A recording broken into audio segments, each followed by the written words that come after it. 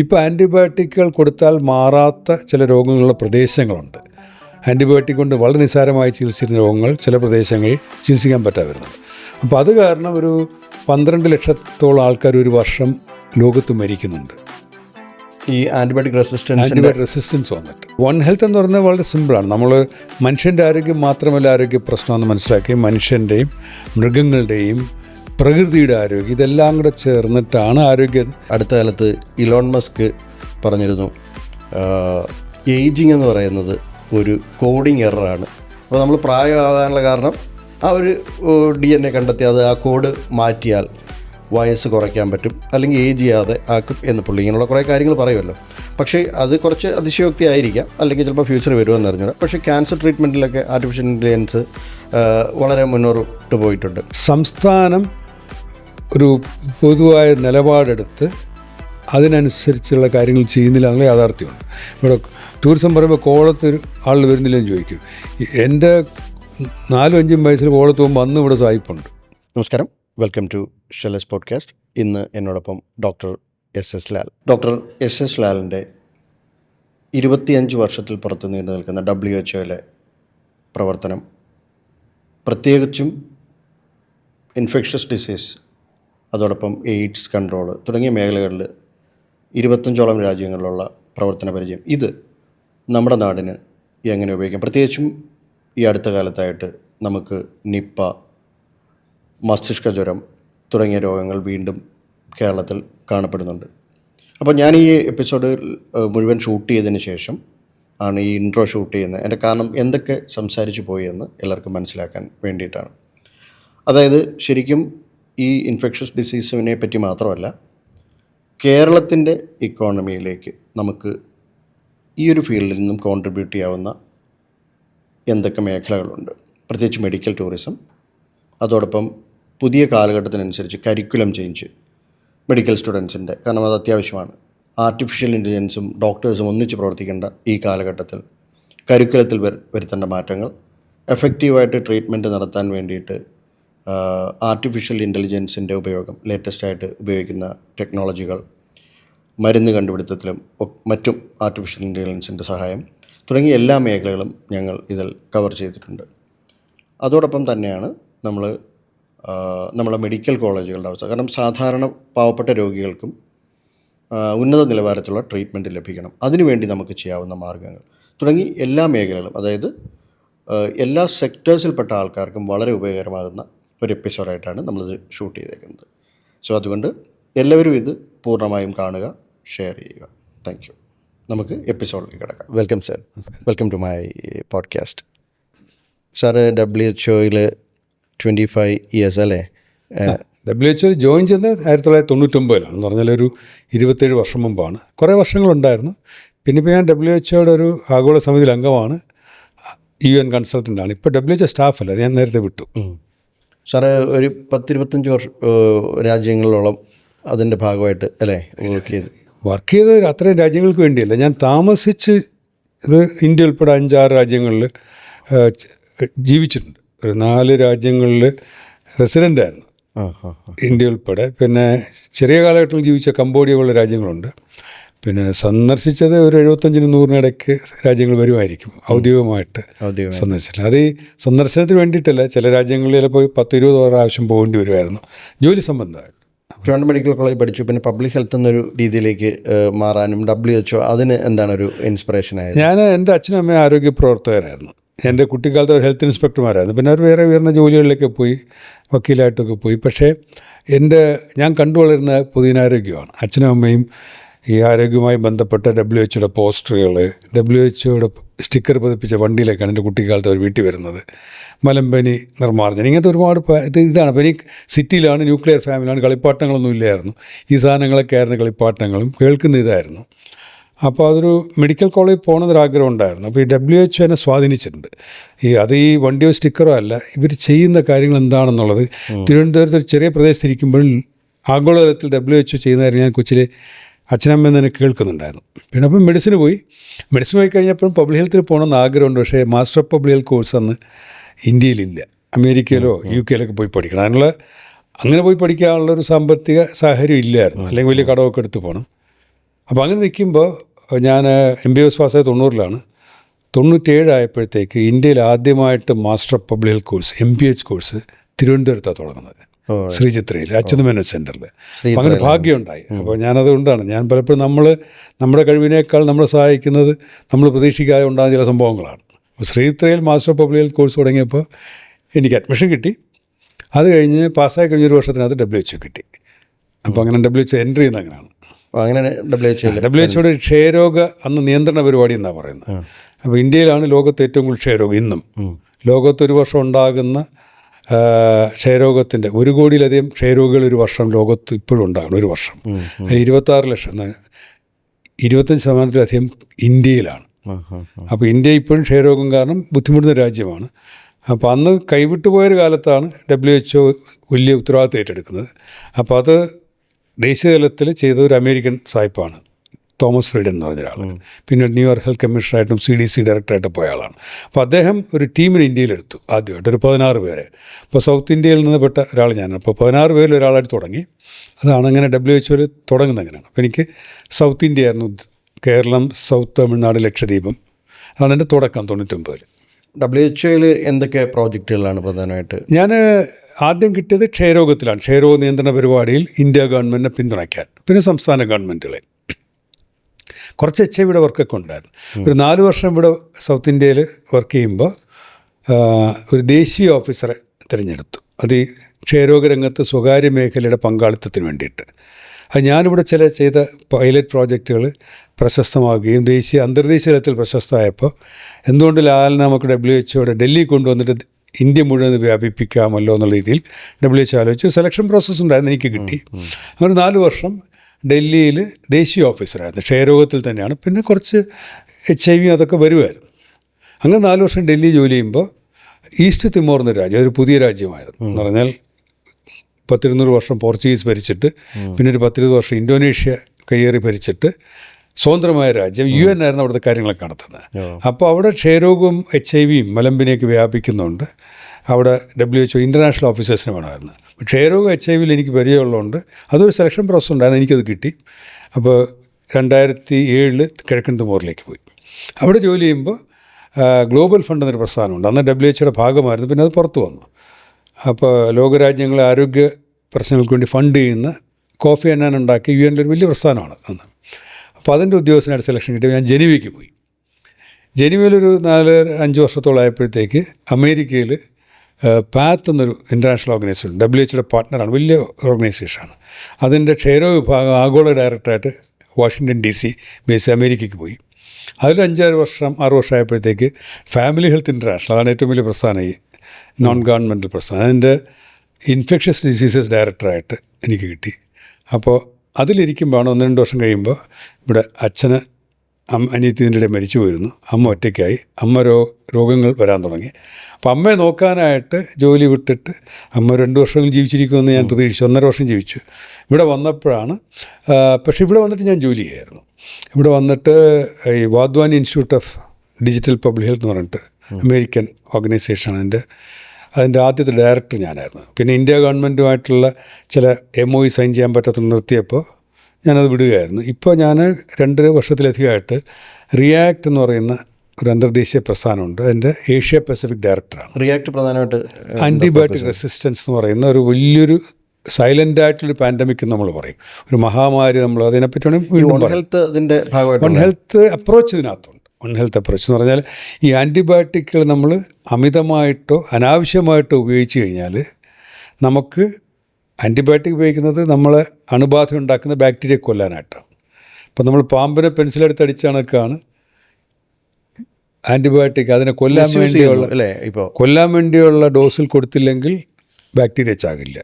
അല്ലെങ്കിൽ കൃത്യമായ antibiotic combination. ഇപ്പോൾ ക്ഷയരോഗത്തിന് ഒരു ആൻറ്റിബയോട്ടിക് കൊടുത്താൽ പോരെ, 4 ആൻറ്റിബയോട്ടിക്കുകൾ 6 മാസം, ആദ്യത്തെ 2 മാസം 4 എണ്ണം, പിന്നെ 4 മാസം 2 എണ്ണം, ഇങ്ങനെ കൊടുത്താൽ അപ്പോൾ ആ കോമ്പിനേഷൻ വേണം. അപ്പോൾ അത് കൊടുത്തില്ലെങ്കിൽ ബാക്ടീരിയ വർദ്ധിച്ച വീര്യത്തോടെ നമ്മൾ തിരിച്ചാക്രമിക്കും. അതിനാണ് റെസിസ്റ്റൻറ്റ് ബാക്ടീരിയ എന്ന് പറയുന്നത്. നമ്മുടെ ആൻറ്റിബയോട്ടിക് അത് ഉപയോഗിച്ച് കൊല്ലാവുന്ന ബാക്ടീരിയ കൃത്യമായ ഡോസിലോ കൃത്യമായോ കൊടുക്കാത്തതുകൊണ്ട് ഈ ആൻറ്റിബയോട്ടിക്കിനെ അതിജീവിക്കാനുള്ള ശക്തി ജനറ്റിക് ചേഞ്ചിലൂടെ ബാക്ടീരിയ നേടുകയും അതിനെ പിന്നെ ചികിത്സിക്കാൻ പാടാവും. അപ്പോൾ ചിലപ്പോൾ കൂടുതൽ മരുന്നുകൾ വേണ്ടി വരും, കൂടുതൽ കാലം വേണ്ടി വരും. ഇപ്പോൾ ആൻറ്റിബയോട്ടിക്കുകൾ കൊടുത്താൽ മാറാത്ത ചില രോഗങ്ങളുള്ള പ്രദേശങ്ങളുണ്ട്. ആൻറ്റിബയോട്ടിക് കൊണ്ട് വളരെ നിസ്സാരമായി ചികിത്സിക്കുന്ന രോഗങ്ങൾ ചില പ്രദേശങ്ങളിൽ ചികിത്സിക്കാൻ പറ്റാതെ വരുന്നുണ്ട്. അപ്പോൾ അത് കാരണം ഒരു 12 ലക്ഷത്തോളം ആൾക്കാർ ഒരു വർഷം ലോകത്ത് മരിക്കുന്നുണ്ട് ഈ ആൻറ്റിബയോട്ടിക് റെസിസ്റ്റൻസ് വന്നിട്ട്. കാരണം കൊടുക്കാൻ വേറെ ആൻറ്റിബയോട്ടിക് ഇല്ലാത്തതുകൊണ്ട് മരിച്ചു പോകാം, നമ്മുടെ കൺമുന്നിൽ മരിച്ചു. നമുക്ക് ഈ UTI ഇപ്പം സ്ഥിരമായിട്ട് ആൾക്കാർക്ക് വരുന്നതാണ്. യൂറിനറി ട്രാക്ട് ഇൻഫെക്ഷനിൽ തന്നെ ശരിക്കും ഇതേപോലെ ഈ ഒരു പ്രശ്നം വന്നിട്ട് പിന്നെ അവസാനം വെള്ളം മാത്രം കുടിക്കുക എന്ന് പറയുന്ന പല പേഷ്യൻസിനും നമുക്ക് അറിയാം, പ്രായമായ പലർക്കും. ഞാൻ ഓരോന്നും കഴിഞ്ഞു, ഇനിയിപ്പോൾ ഇത് വരുന്നില്ല. ഞാൻ പ്രാക്ടീസ് ചെയ്യുന്ന ഡോക്ടറാണ്. അപ്പോൾ നമ്മൾ പലപ്പോഴും പ്രത്യേക സ്ത്രീകൾ വരുമ്പോഴത്തേക്ക് നമ്മൾ യൂറിനറി ട്രാക്ട് ഇൻഫെക്ഷനൊക്കെ, വയറുവേദന അല്ലെങ്കിൽ പനി, വിറയിൽ, ഇതൊക്കെ ഒരു മൂത്രം പോകുമ്പോൾ നീറ്റൽ, ചിലപ്പോൾ പഴുപ്പുണ്ട്. അപ്പോൾ ഇതൊക്കെ വരുമ്പോഴത്തേക്ക് നമ്മൾ ചിലപ്പോൾ ഇത്രയൊക്കെ ഇതിൻ്റെ ഏതെങ്കിലുമൊക്കെ ലക്ഷണം കേൾക്കുമ്പോൾ നമ്മൾ യൂറിനറി ട്രാക്ട് ഇൻഫെക്ഷൻ നമ്മൾ മരുന്ന് സ്റ്റാർട്ട് ചെയ്യും. ചിലപ്പോഴും താമസിച്ചുമായിരിക്കും വരുന്നത്.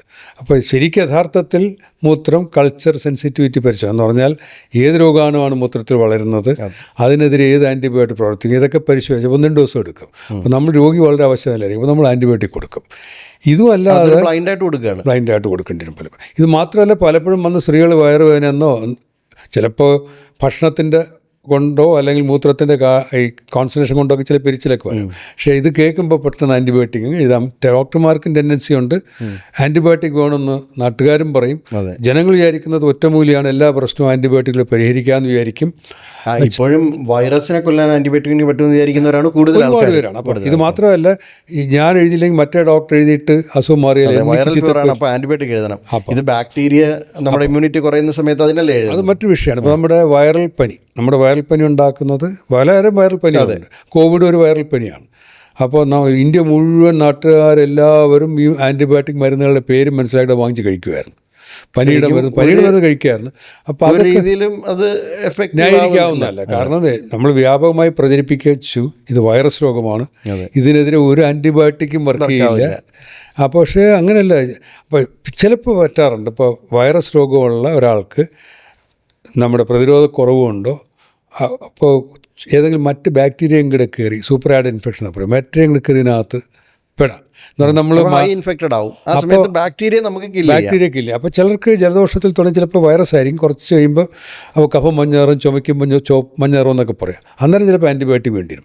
ചിലപ്പോൾ ഈ ഡോക്ടർമാർ റിസ്ക് എടുക്കായിരിക്കും, ചിലപ്പോൾ നേരത്തെ അങ്ങ് ആൻറ്റിബയോട്ടിക് സ്റ്റാർട്ട് ചെയ്യും, അല്ലെങ്കിൽ രോഗികൾ ചോദിച്ച് വാങ്ങിക്കും. ഒന്നുമല്ല, മെഡിക്കൽ സ്റ്റോറിൽ പോയി വാങ്ങിച്ച് കഴിച്ചെന്ന് വരും. അപ്പോൾ ഇങ്ങനെ ആൻറ്റിബയോട്ടിക്കുകൾ വളരെ സുരക്ഷിതമായിട്ട് സൂക്ഷിച്ച് ഉപയോഗിക്കേണ്ട ഈ മരുന്നുകൾ വ്യാപകമായിട്ട് ദുരുപയോഗപ്പെടുകയോ അമിതമായി ഉപയോഗിക്കപ്പെടുകയോ ചെയ്യുന്നുണ്ട്. അപ്പോൾ ഇതുകൊണ്ട് റെസിസ്റ്റൻസ് വന്നിട്ട് നമുക്ക് എളുപ്പത്തിൽ ചികിത്സിച്ച് മാറ്റാവുന്ന രോഗങ്ങൾ പോലും പറ്റാത്തൊരു വലിയൊരു ലൈഫ് ത്രെട്ടനിങ് ആയി നിശബ്ദമായിട്ടുള്ളൊരു മഹാമാരി, ഒരു സൈലൻറ്റ് പാൻഡമിക് എന്നാണ് ഇതിന് പറയുന്നത്. അപ്പോൾ അതിനെതിരെ ലോകത്ത് ഒരുപാട് പ്രവർത്തനം നടക്കുന്നുണ്ട്. 2 വർഷം മുമ്പും ന്യൂയോർക്കിൽ ഞങ്ങളുടെ ഒരു UN സ്പെഷ്യൽ കൺവെൻഷൻ ഉണ്ടായിരുന്നു. അത്ര സീരിയസ് ഇഷ്യൂ ആണ്, പക്ഷേ പലപ്പോഴും ശ്രദ്ധിക്കപ്പെടാതെ പോകുന്നതുകൊണ്ടും പിന്നെ ഇന്ത്യ പോലെ നാട്ടിൽ ആൻറ്റിബയോട്ടിക് ഒരു കച്ചവട സാധനമാണ്. അതെ.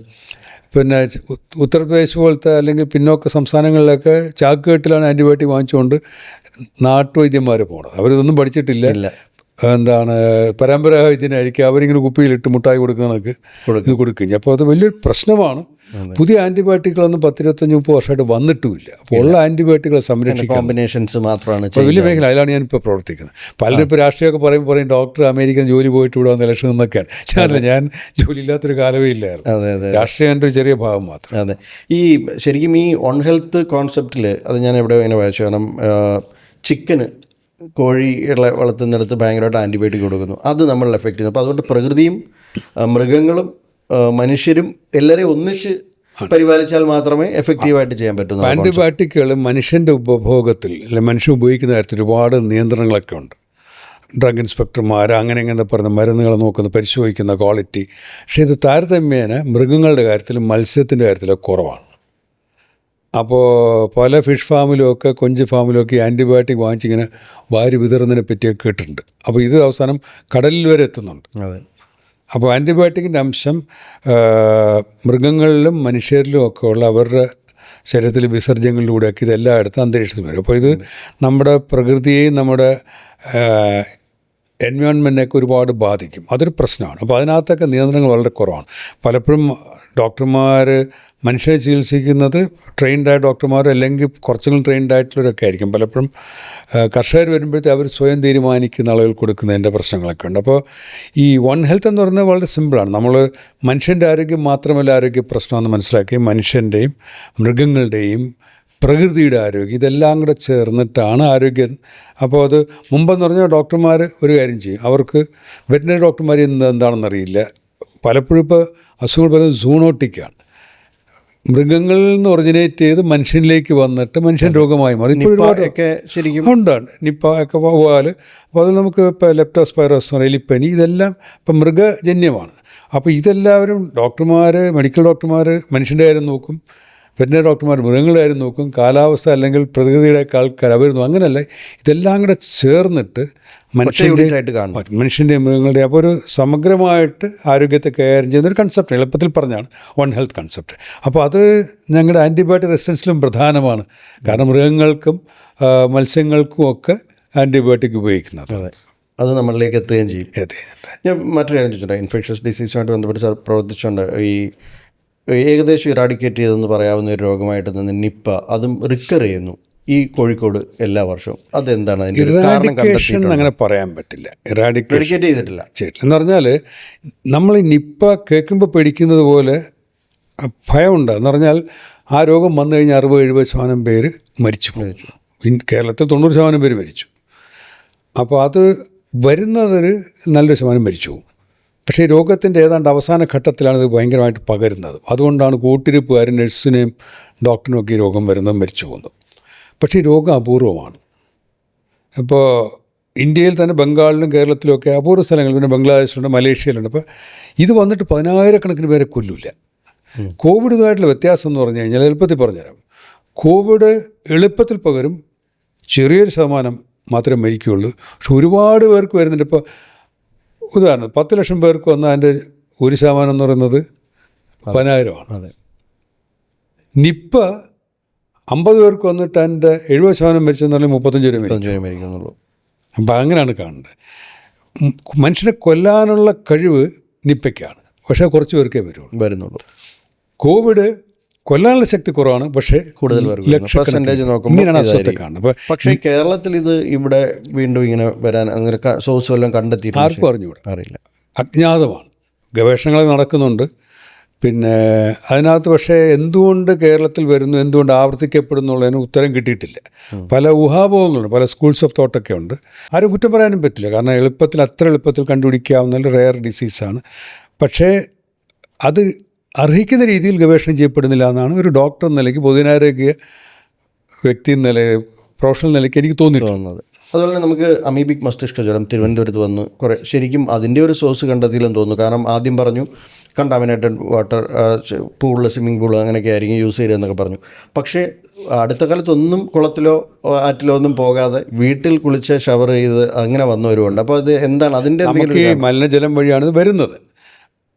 ഇത് ഉണ്ടായ രാജ്യങ്ങളിൽ പോലും പലയിടത്തും പിന്നെ അധികം വന്നിട്ടില്ല. നമുക്കിത് ആവർത്തിച്ച് വരികയും ഒക്കെ പിന്നെ സോഴ്സിൽ മാറ്റം വരികയും ചെയ്തതിൻ്റെ യഥാർത്ഥത്തിലുള്ള ഗവേഷണം അവിടെ നടന്നിട്ടില്ല.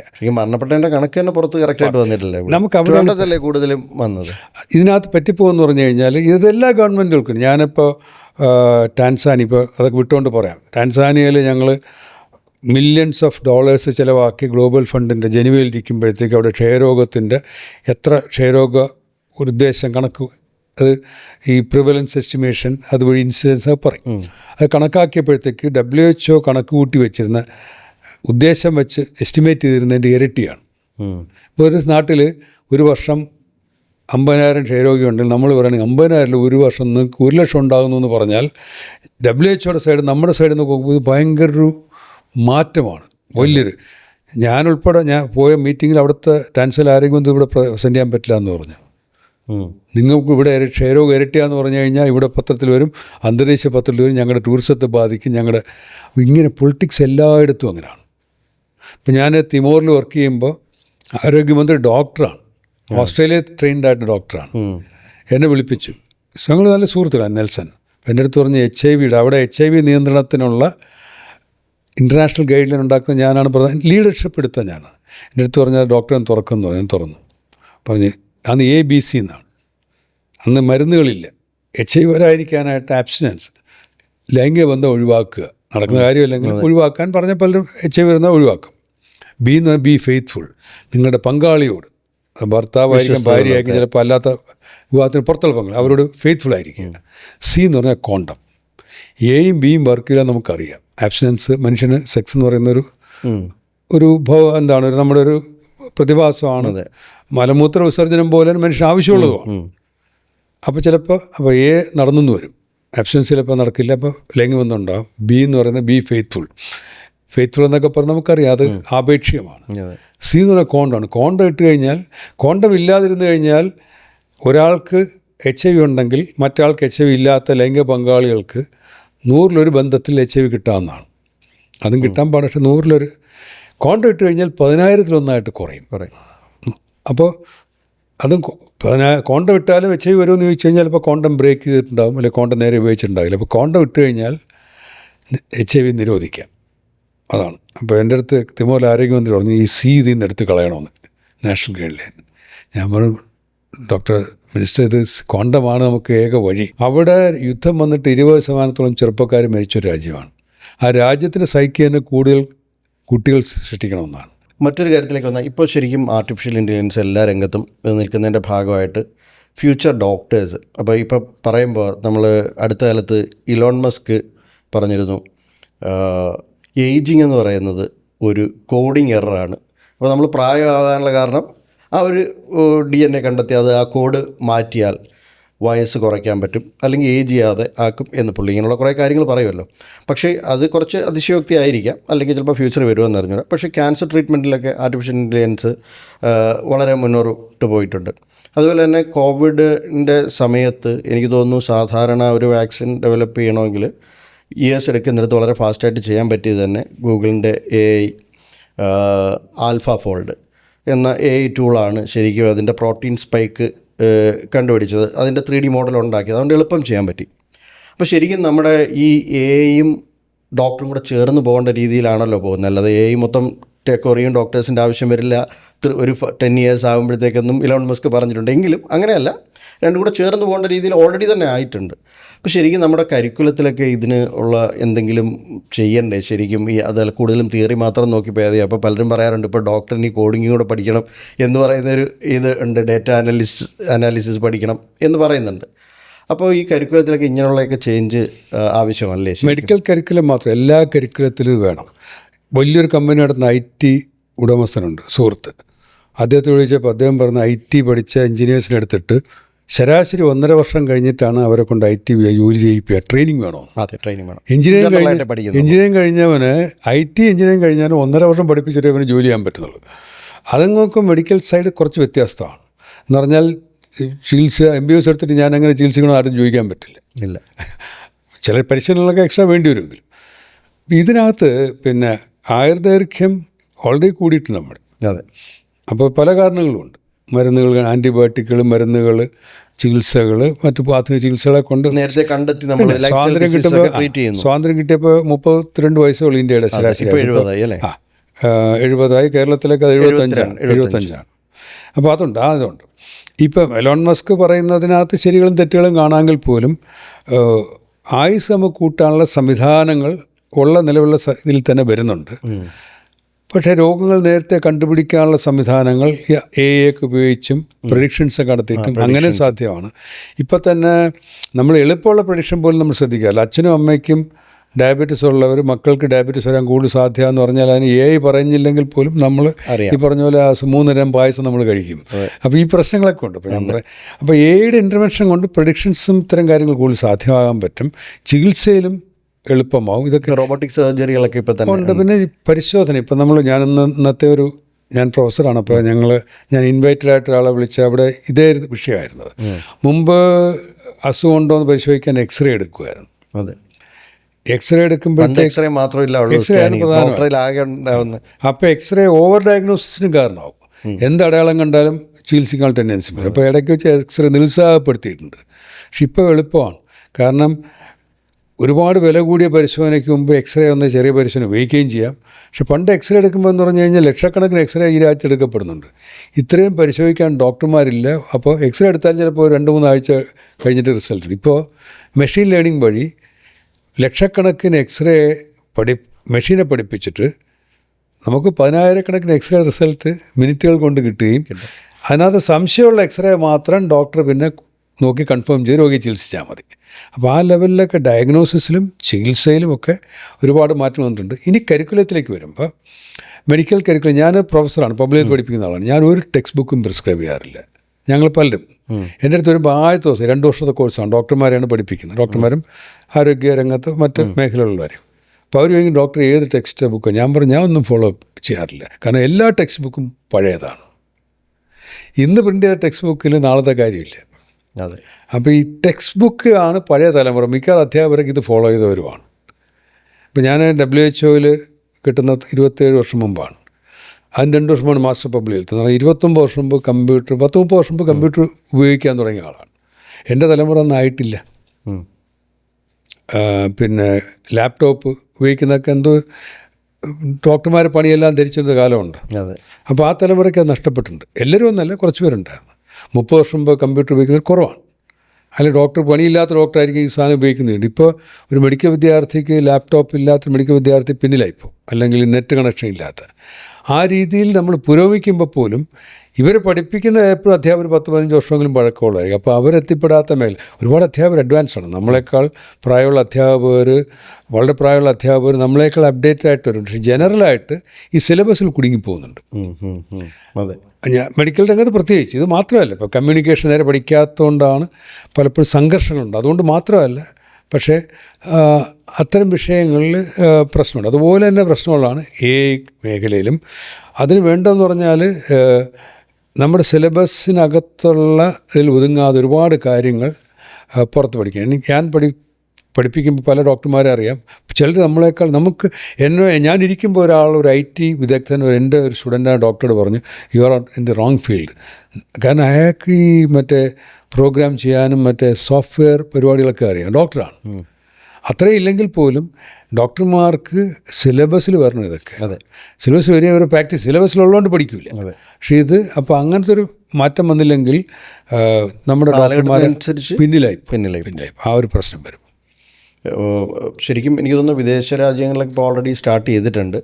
ഇവിടെ അതേപോലെ തന്നെ AI ശരിക്കും ഇതല്ലാതെ തന്നെ ശരിക്കും നമുക്ക് പുതിയ മോളിക്യൂൾസ് ഉണ്ടാകുന്നില്ല, മെഡിസിൻസ് ഉണ്ടാകുന്നില്ലല്ലോ. കോമ്പിനേഷൻസ് അല്ലാതെ 10-15 വർഷം എടുക്കുമല്ലോ പുതിയൊരു ആൻറ്റിബയോട്ടിക്കുകളിൽ, പ്രത്യേകിച്ച് 10-15 വർഷം എടുക്കും. അപ്പോൾ ഇപ്പോൾ ശരിക്കും ഇതേപോലെ ഒരു മോളിക്യൂൾ സ്വന്തമായി, അതായത് പ്യുവർലി AI തന്നെ കണ്ടെത്തിയ ഇതിൻ്റെ അനിമൽ ട്രയൽ കഴിഞ്ഞു, clinical trial first second stage ആയിട്ടുണ്ട്. അപ്പോൾ ഫ്യൂച്ചറിൽ എനിക്ക് തോന്നുന്നു കുറച്ചുകൂടെ വളരെ പീരീഡ് ഷോർട്ടൻ ചെയ്യും, 1-2 വർഷം കൊണ്ട് തന്നെ പുതിയ മെഡിസിൻസിലേക്ക്, മോളിക്യൂൾസിലേക്ക് പോകാൻ പറ്റുമെന്ന് കേൾക്കുന്നു. വഴിയുണ്ട്, സാധ്യതയുണ്ട്. പക്ഷേ നമ്മൾ ഈ പറയുന്ന പോലെ ഈ മെഡിസിൻ എപ്പോഴും ചേഞ്ച് ചെയ്തുകൊണ്ടിരിക്കുകയാണ്. ഞാൻ പറഞ്ഞ ക്ഷയരോഗത്തിന് 1945 മറ്റാണ് ഈ സ്ട്രെപ്റ്റോമൈസിൻ ആദ്യത്തെ മരുന്ന് വരുന്നത്. അതിന് ചികിത്സയില്ല. നെഹ്റുവിൻ്റെ ഭാര്യ കമലാ നെഹ്റു പോലും ക്ഷയരോഗം വന്നാൽ മരിച്ചുമാണ്. ഇപ്പോൾ ക്ഷയരോഗം വന്നാൽ മരിക്കേണ്ട കാര്യമില്ല. ഇപ്പോഴും മരിക്കുന്നതിൻ്റെ കാരണം നമ്മൾ ഓടി കാറിൽ പോയാൽ മരിക്കേണ്ട, പക്ഷേ ഓടി കാറിനകത്തിരുന്ന് മരിക്കാനുള്ള പരിപാടി നമ്മൾ ചെയ്യും. അപ്പോൾ അതുകൊണ്ടാണ് മരിച്ചുകൂടെ. ഞാൻ പറഞ്ഞല്ലെങ്കിൽ സിസ്റ്റത്തിൻ്റെ മാത്രമല്ല, ഇപ്പം ക്ഷയരോഗം എന്താണ് ഒരു പ്രായോഗിക തലത്തിൽ ക്ഷയരോഗം ഇപ്പോഴും കൂടുതൽ വരികയും ചെയ്യുന്നെങ്കിലും ക്ഷയരോഗം പൂർണ്ണമായ ചികിത്സ മാറ്റാവുന്ന രോഗമാണ്. അതെ. പക്ഷേ 10-75 വർഷം മുമ്പ് അങ്ങനെ അല്ല. അതെ. അപ്പോൾ അവിടെ നിന്ന് മണ്ടി ക്ഷയരോഗത്തിൻ്റെ പരിശോധന 2-3 ദിവസമൊക്കെ എടുക്കുമായിരുന്നു. മൈക്രോസ്കോപ്പിലൂടെ നോക്കി 2 ദിവസം കൊണ്ടുവരണം. ഇപ്പോൾ 90 മിനിറ്റ് 1.5 മണിക്കൂർ ക്ഷയരോഗം ഉണ്ടെന്ന് അറിയാൻ പറ്റും. അപ്പോൾ അങ്ങനത്തെ ഗ്രോത്ത് ഭയങ്കരമായിട്ട് മെഡിക്കൽ സയൻസ് വരുന്നുണ്ട്. മാത്രമല്ല എല്ലാ ഇതര ശാഖകളിലുമുള്ള എല്ലാ കണ്ടുപിടുത്തങ്ങൾ ഏറ്റവും കൂടുതൽ ഉപയോഗിക്കുന്ന ഒരു ശാഖ മെഡിക്കൽ സയൻസാണ്. ഇപ്പോൾ CT സ്കാൻ ഞങ്ങൾ ഡോക്ടർമാരും കണ്ടുപിടിച്ചതല്ല, എക്സ്റേ ഞങ്ങളാരും കണ്ടുപിടിച്ചതല്ല, അത് ടെക് ഫീൽഡാണ്.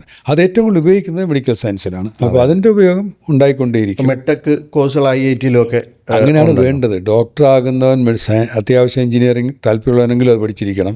IIT ഗോരഖ്പൂർ, ശരിക്കും കാൺപൂരിലാണെന്ന് തോന്നുന്നു, MBBS കഴിഞ്ഞവർക്കുള്ള ഒരു 3 ഇയർ മെറ്റഗുരുക്കോസ്. നമ്മളിപ്പോൾ അവിടെ നിൽക്കുകയാണ്. ഇപ്പം ഞാൻ അമേരിക്കയിൽ ഒരു ചെറുപ്പക്കാരനെ പരിചയപ്പെട്ടു. ഇപ്പോൾ അയാൾ വലിയ ആളാണ്. അയാൾ കേരളത്തിൽ പഠിച്ച് മെഡിസിൻ പോകണമെന്ന് ആഗ്രഹിച്ച് എഞ്ചിനീയറിംഗ് കിട്ടിയുള്ളൂ.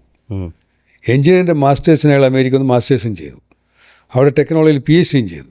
അത് കഴിഞ്ഞപ്പോൾ ആലോചിച്ചിട്ട് അമേരിക്കയിൽ ഞാനൊന്ന് മെഡിസിൻ ചെയ്തു. അയാൾ മെഡിസിനും ചെയ്തു. ഇപ്പോൾ ഡോക്ടർ ആൻഡ് എഞ്ചിനീയറാണ്. പക്ഷേ ഇത്രയും വർഷം വേണ്ടാന്ന് ആലോചിക്കണം നമ്മൾ.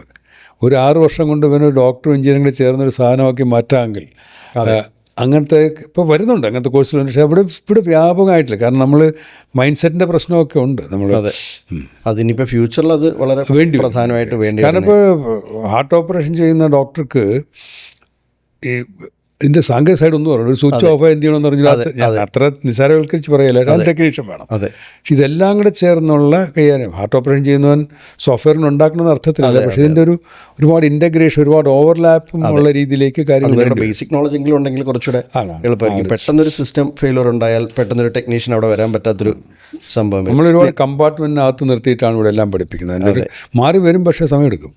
നേരത്തെ ഞാൻ പറഞ്ഞത് IPF ഇഡിയോപ്പതിക് പൾമണറി ഫൈബ്രോസിസിനായിരുന്നു ആ മെഡിസിൻ, ഒരു മോളിക്യൂളിൻ്റെ കാര്യം. ഞാൻ പെട്ടെന്ന് പേരിങ്ങനെ പറഞ്ഞപ്പോൾ പിന്നെ ശരിക്കും നമുക്ക് ഇപ്പോൾ കേരളത്തിൻ്റെ ഒരു സെനാരിയോയിൽ നമുക്ക് ഇപ്പം ഇവിടെ ഏറ്റവും വലിയ 2 ഇഷ്യൂസാണ്. ഇക്കണോമിക്കൽ പ്രശ്നം. ശരിക്കും നമ്മൾ ഏറ്റവും സ്മോളസ്റ്റ് ഇക്കോണമിയാണ് സൗത്ത് ഇന്ത്യയിലെ കേരളം. അതുപോലെ തന്നെ എനിക്ക് തോന്നുന്നു അൺഎംപ്ലോയ്മെൻറ്റ് 33%. അതും ഇന്ത്യയിൽ ഏറ്റവും കൂടിയ സ്റ്റേറ്റാണെന്ന് എനിക്ക് തോന്നുന്നു. അപ്പോൾ ഇത് ശരിക്കും ഒരു ഇഷ്യൂ ആയിട്ട് നിൽക്കുന്നതിൻ്റെ ഭാഗമായിട്ട് നമുക്ക് ശരിക്കും കുറേ സോഫ്റ്റ് ഇക്കോണമി മോഡൽസ് നമുക്ക് CMന് ഒരു DPR ആക്കി കൊടുക്കണമെന്നതിൻ്റെ ഒരു കോൺസെപ്റ്റിൻ്റെ ഭാഗമായിട്ടാണ് ഞാൻ ശരിക്കും ഈ ഒരു സീരീസ് സ്റ്റാർട്ട് ചെയ്തത്. ശരിക്കും നമുക്ക് മെഡിക്കൽ ടൂറിസം ഇപ്പോൾ കൂടുതൽ നമ്മൾ കേൾക്കുന്നത്, അതിൻ്റെ ഒരു സാധ്യത കേരളം പോലുള്ള സ്ഥലത്ത് വലിയ ഒരു ഇതല്ലേ? കാരണം നമുക്ക് വിദേശ ഫണ്ട് കൊണ്ടുവരാൻ പറ്റിയൊരു കാര്യമില്ല. നമ്മൾ എക്കോണമിയെ ബൂസ്റ്റ് ചെയ്യാവുന്നൊരു കോൺസെപ്റ്റ് അല്ലേ അത്? എന്താണ് സാർ? ഈ ഹെൽത്ത് ടൂറിസം കേരളത്തിന് ആകാവുന്ന രീതിയിൽ എക്സ്പ്ലോർ ചെയ്തിട്ടില്ല എന്ന് വിശ്വസിക്കുന്ന ഒരാളാണ് ഞാൻ. ഞങ്ങളുടെ ആശുപത്രി മാലി പേഷ്യൻ്റ് ഉണ്ട്, ഗൾഫ് പേഷ്യൻ്റ് എന്ന് പറയുന്നതിൻ്റെ അപ്പുറത്തേക്ക് സംസ്ഥാനം ഒരു പൊതുവായ നിലപാടെടുത്ത് അതിനനുസരിച്ചുള്ള കാര്യങ്ങൾ ചെയ്യുന്നില്ല എന്നുള്ള യാഥാർത്ഥ്യമുണ്ട്. ഇവിടെ ടൂറിസം പറയുമ്പോൾ കോളത്ത് ആൾ വരുന്നില്ലെന്ന് ചോദിക്കും. എൻ്റെ 4-5 വയസ്സിൽ കോളത്ത് പോകുമ്പോൾ അന്ന് ഇവിടെ സായിപ്പുണ്ട്. അന്തർദേശീയ വിമാനത്താവളങ്ങൾ പോലും ഇല്ലാത്തപ്പം. അതല്ല ഉദ്ദേശിച്ചത്. ഞാൻ പറഞ്ഞത് നമുക്ക് ഞാൻ ഒരുപാട് ലോകത്ത് രാജ്യങ്ങളിൽ പോയ ഒരാളെന്ന നിലയ്ക്ക് പറയുകയാണ്. നമ്മൾ ഒന്നും ചെയ്തിട്ടില്ല എന്ന് ഞാൻ പറയുന്നില്ല. പക്ഷേ നമ്മൾ അറിയിക്കുന്ന ലെവലിൽ ഞാൻ ഇവിടെ താമസിക്കുന്നത് തിരുവനന്തപുരത്ത് ഒരുവാൽക്കോട്ട സ്ഥലത്താണ്. തിരുവനന്തപുരത്തൊരു പഴയ പണ്ടേ ഉള്ളൊരു അല്ലെങ്കിൽ പണ്ടേ ടൂറിസം ഉണ്ടായിരുന്നൊരു കായൽ പ്രദേശമുണ്ട്, ആക്കുളം. എൻ്റെ കുട്ടിക്കാലത്ത് 4-5 വയസ്സിലാകുമ്പോൾ ബോട്ടിങ്ങിന് കൊണ്ടുപോയിട്ടുണ്ട്. ഞാൻ ഒരു 10-20 വർഷമായിട്ട് കാണുന്നത്. അതിനകത്ത് കായലാണെന്ന് തെളിവില്ല, പായൽ പിടിച്ച് കൊതുവും വളർന്ന്. അപ്പോൾ ഇത് നമ്മൾ അപ്പോൾ ഞാൻ ജനീവയിൽ ജീവിച്ച ആളാണ്. ജനീവ വിട്ടിട്ട് തിരിച്ചു വന്നപ്പോഴത്തെ അവർ ആർട്ടിഫിഷ്യൽ ലേക്ക് ഉണ്ടാക്കിയിരിക്കുന്നു. നമ്മൾ ആർട്ടിഫിഷ്യൽ ലേക്കാണെന്ന് കണ്ടറിയില്ല. അവിടെ പുതിയ എക്കോ സിസ്റ്റം ഉണ്ടാക്കിയിരിക്കുന്നു. അവിടുത്തെ കാലാവസ്ഥ മാറുന്നു. ഇതിവിടെ ഉള്ള ലേക്ക് നമ്മൾ ഭയങ്കര ഒരു ടൂറിസത്തിനെ റേപ്പ് ചെയ്യുന്ന പോലെയാണ് എനിക്ക് തോന്നുന്നത്. എൻ്റെ വീടിൻ്റെ അടുത്താണ് ഇനി ഞാൻ കാണുന്നത്. ഞാനിപ്പോൾ അടുത്ത കാലത്തായിട്ട് പല പ്രദേശങ്ങളിൽ പോകുന്നുണ്ട്. ഇവിടെ അകത്തുമുറി എന്നൊരു പ്രദേശമുണ്ട്, വർക്കല. അവിടുത്തെ കായലൊക്കെ എന്ത് മനോഹരമായ കായലും അവിടെ 1-2 ഹൗസ് ബോട്ടുണ്ട്. ഈ ആക്കുളം കായൽ പോലും അവിടുത്തെ ചെറുപ്പക്കാർക്ക് ഈ വൃത്തിയാക്കുന്ന ചെറുപ്പക്കാർ മാസ് മൂവ്മെൻ്റായിട്ട് വൃത്തിയാക്കിയാൽ അവനവിടെ ബോട്ട് ലൈസൻസ് കൊടുക്കാമെന്ന് പറഞ്ഞാൽ മതി. പെഡലിംഗ് ബോട്ട് വാങ്ങിച്ചിട്ടാൽ ഒരു ചെറുപ്പക്കാരന് ജീവിക്കാനുള്ള വൈകുന്നേരം വരുമാനം കിട്ടും. നാട്ടുകാർ ഉപയോഗിച്ചിട്ട് അവനുകൊണ്ട് പൈസ കൊടുക്കും. അപ്പോൾ ടൂറിസത്തെ പ്രോത്സാഹിപ്പിക്കുന്നില്ല എന്ന് മാത്രമല്ല, നിഷ്കരണം കൊല്ലുകയാണെന്ന് എനിക്ക് തോന്നിയിട്ടുണ്ട്. ഉണ്ടായിരുന്ന ആക്കുളം കായൽ ഉണ്ടായിരുന്ന ടൂറിസം എൻ്റെ മക്കൾക്ക് പോയത് എൻ്റെ മക്കളുടെ മക്കൾക്ക് അവിടെ പോകാൻ പറ്റില്ല. അത് കൃത്യമായ ഒരു ഒരു ഏരിയ നശിപ്പിച്ച് കളയാൻ തുല്യമാണ്. ഒരു പാർട്ടി വ്യത്യാസമൊന്നുമില്ല ഈ പറയുന്ന കാര്യത്തിൽ. പല ഗവൺമെൻറ്റിൽ വരികയും പോയിച്ച്. അപ്പോൾ അതാണ് ഞാൻ ഇതിനെ കാണുന്നത്. പിന്നെ ഈ ആയുർവേദം നമ്മൾ ശരിക്കും ഉപയോഗിക്കേണ്ടതാണ്. അതെ, ആയുർവേദ മസാജ് അമേരിക്ക എൻ്റെ വീടിനടുത്തുണ്ട്. ഭയങ്കര ഇടിയാണ് കിട്ടാനായിട്ട്. നമുക്കിവിടെ മുഴുവൻ ആയുർവേദ ഡോക്ടർ എല്ലാവരെയും ഇതുമായിട്ട് ബന്ധപ്പെട്ട എല്ലാവരും മസാജ് എന്നുള്ള അർത്ഥത്തിലില്ല, ഇതിൻ്റെ മറ്റ് കോൺട്രഡിക്ഷൻ വരാത്ത രീതിയിലുള്ള ചികിത്സകളിലേക്കും. ഞാൻ 3 ദിവസം മുമ്പ് ഒരു പോയി ആയുർവേദ മസാജ് എടുത്ത ആളാണ് ഞാൻ. കാരണം എനിക്ക് ആ എണ്ണകളുടെ മണം ഇഷ്ടമാണ്. എനിക്കത് നമുക്ക് പോയി വേറെ മസാജ് എടുത്തു കഴിഞ്ഞാൽ അപ്പം നമ്മൾ കൊച്ചിലെ ശീലിച്ച അപ്പോൾ കൾച്ചറായിട്ട് ലിങ്ക്ഡുമാണ്. അത് ഇവിടെ തന്നെ പ്രോത്സാഹിപ്പിക്കേണ്ടതാണ്. ഇവിടെ മസാജ് എന്ന് പറഞ്ഞാൽ വേറെ അർത്ഥത്തിലാണ് കാണുന്നത്. ഉള്ള മസാജ് തന്നെ പൂട്ടിക്കാൻ നടക്കുകയാണ്. അപ്പോൾ ഇങ്ങനത്തെ ഈ ലോകം കണ്ടിട്ടില്ലാത്ത, രാജ്യം നേരെ കണ്ടില്ലാത്ത ഭരണാധികാരികളും ഉപദ്രവിക്കുന്നുണ്ട്. 1 മണിക്കൂർ ആയുർവേദ മസാജ് എടുക്കുമ്പോൾ ഉണ്ടാകുന്ന ഒരു ഉന്മേഷവും അത് മനുഷ്യന് വലിയ ചിലവുമില്ല. ഈ ഒരു മസാജ് അറിയാത്തവനാണ് തായ്ലൻഡിൽ ചെന്ന് കഴിഞ്ഞാൽ വഴിയിൽ നിന്ന് എല്ലാവരെയും തട്ടിക്കയറ്റി അകത്തേറ്റ് മസാജ് ചെയ്യാം. അതിൻ്റെ മറ്റ് വശങ്ങളൊക്കെ ഉണ്ടായിരിക്കും. ഞാൻ അതല്ല. അപ്പോൾ ഇതുപോലും പ്രോസസ്. എന്നിട്ട് എല്ലാ ആയുർവേദ ഡോക്ടറെയും ക്യാൻസർ ചികിത്സിക്കുന്ന ആളായിട്ടാണ്. ക്യാൻസർ ചികിത്സയുണ്ട്, RCC പോയി ചികിത്സിക്കേണ്ടവൻ അവന് ഇവരും പഠിച്ചിരിക്കുകയാണ്. തർക്കങ്ങളിൽ പെട്ടുപോകും, ക്യാൻസർ സമയത്ത് ചികിത്സിക്കപ്പെടാവും. ക്യാൻസർ വന്നു കഴിഞ്ഞാൽ ആയുർവേദത്തിലല്ല പോകേണ്ടത് എല്ലാവർക്കും അറിയാം. അതെ. ഒരു രക്ഷയില്ല. പാലിയേറ്റീവ് കെയറിൽ വിടുന്നവന് അവന് ആയുർവേദ എന്തെങ്കിലും തായിലോ ഉപയോഗിക്കാൻ നമുക്ക് പരാതിയില്ല. അപ്പോൾ ഈ തരത്തിൽ അപ്പോൾ നമുക്കിതെല്ലാം കൂടെ ലിങ്ക് ചെയ്യാൻ പറ്റില്ലേ? അതായത് ഇപ്പം പല ഡെവലപ്ഡ് കൺട്രീസിലും മാസങ്ങളോളം ഡോക്ടേഴ്സിന് വേണ്ടിയിട്ട് അപ്പോയിൻമെൻറ്റ് കാത്തിരിക്കണം. കോസ്റ്റും ഭയങ്കര കമ്പയർഡ് ടു ഇന്ത്യ വളരെ ഹൈ ആണ്. അപ്പം നമ്മളിപ്പോൾ ഇതൊരു ടൂറിസം പാക്കേജ് പോലെ, കാരണം ഇവിടെ സ്റ്റാർ ഹോസ്പിറ്റൽസ് ഉണ്ട്, ഹോട്ടൽസ് ഉണ്ട്, ഇതുപോലുള്ള ടൂറിസം, വെൽനസ്, ആയുർവേദ ഇതെല്ലാം ചെയ്ത് അവരിപ്പോൾ ഒരു സർജറി ഉണ്ടെങ്കിൽ തന്നെ ഒരു 2 വീക്സ് പാക്കേജ് ഡിപ്പാർട്ട്മെൻറ്റ് തന്നെയാണ് ഇവിടെ ഇൻ്റഗ്രേഷൻ. അതൊരു ഡിപ്പാർട്ട്മെൻറ്റാക്കി ഗവൺമെൻറ് ഇനിഷ്യേറ്റീവ് ചെയ്തുകൂടെ? ഗവൺമെൻറ്റാണ് ഇവിടെ ഇൻ്റഗ്രേഷൻ പലപ്പോഴും തിരിച്ചാൽ മനസ്സിലാക്കുന്നത്. ആയുർവേദക്കാർ, ഹോമിയോക്കാർ, അലോപ്പതിക്കാരെല്ലാം കൂടെ ഒരു ആശുപത്രി ഇരുത്തുക, അല്ലെങ്കിൽ അവർക്കുള്ള മറ്റേ പ്രാക്ടീസ്, അങ്ങനെയല്ല വേണ്ടത്. അതെ. ഇതിൻ്റെ അകത്ത് ആൾക്ക് കഫറ്റേറിയ അപ്രോച്ച് ആക്കണം, അവനത് ചൂസ് ചെയ്യണം. പക്ഷേ ചിലയിടത്ത് ഇപ്പോൾ ക്യാൻസർ ആയിട്ട് വരുന്നവന് ക്യാൻസറാണ് ഡയഗ്നോസ് ചെയ്യുക, അവന് ആധുനിക വൈദ്യശാസ്ത്രം ചികിത്സിക്കുകയും വേണം. പക്ഷേ ഇതിനുള്ള ഓപ്പർച്യൂണിറ്റീസ് ഇവിടെ ഉണ്ടെന്നുള്ളതും അങ്ങനെ ആണ് ഉപയോഗിക്കുന്നത്. വേൾഡ് വൈഡ് മാർക്കറ്റ് ചെയ്യുകയും ചെയ്യാം. നല്ല രീതിയിൽ ഇക്കോണമി ഡെവലപ്പ് ചെയ്യാവുന്ന ഒരു ഏരിയ ആണത്. അതിനൊരു പ്രത്യേക വകുപ്പ് തന്നെ വേണം. എന്ന് പറഞ്ഞാൽ ഈ ടൂറിസം വകുപ്പും ആരോഗ്യ വകുപ്പ്, ഹെൽത്ത് ടൂറിസം ഒരു വകുപ്പിനെ പറ്റി ആലോചിക്കേണ്ട. അതെ. അപ്പം ഇവിടെയും വകുപ്പെന്ന് പറഞ്ഞാൽ എത്ര പേർക്ക് കാറ് വാങ്ങിക്കുക, എത്ര പേർക്ക് മറ്റേ ഓഫീസ് കിട്ടുക, അങ്ങനല്ല. ഇതിന് കൃത്യമായിട്ടുള്ള മോണിറ്ററിങ് ഉള്ളൊരു വകുപ്പായിട്ട് ആലോചിക്കേണ്ടതാണ്. അവർ റിസൾട്ടും കാണിക്കണം. അവർ പറയുന്നുണ്ട് ഇതിന് സാധ്യതയുണ്ട്.